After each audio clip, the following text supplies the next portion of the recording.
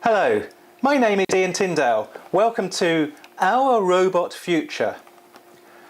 Work ethic without work?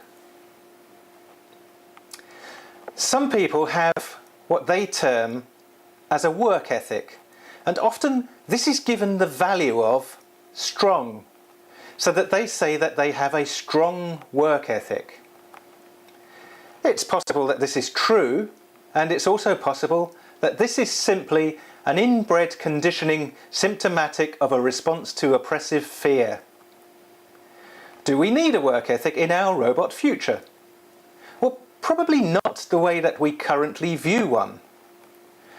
A work ethic more or less says that you'll get up early, occupy yourself immediately, and keep going until late.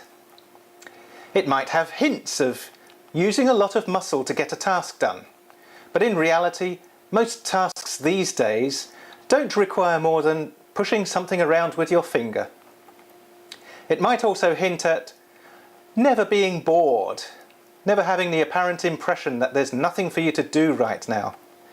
It might also hint at the notion of not sneaking out of work at every opportunity, or not dodging the hard parts of the job, or not faking your way through the days, or not leaving things up to others to do.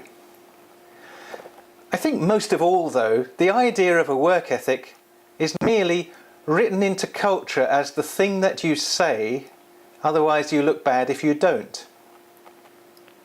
Nobody says, I have a strong distraction ethic, or I have a strong sleep ethic, or I have a strong laziness ethic. Nobody says it outright, yet there's a lot of people around that certainly give the impression of having these. I think the demise of the job as the mainstream occupation of the day might give rise to the demise of the idea that one has to keep working constantly on something, otherwise the slave-driving employers will come along and crack the whip. In other words, being a good employee.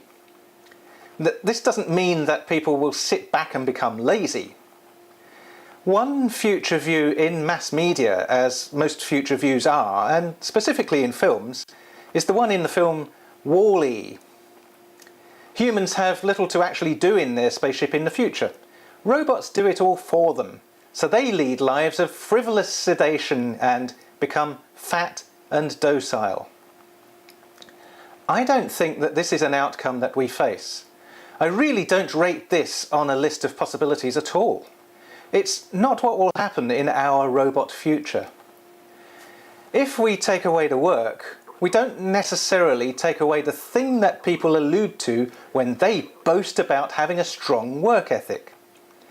There will still be drive and ambition and the requirement to test oneself, to push oneself, and to explore horizons of achievement. Without a job, this may even be more so possible, and with robots, more helpfully directed. Robots are not going to make us into fat pets. We have a specific drive that defines us as humans, and that is the curiosity to find problems and solve them. Although a few other generalist animals also come close to having that as well.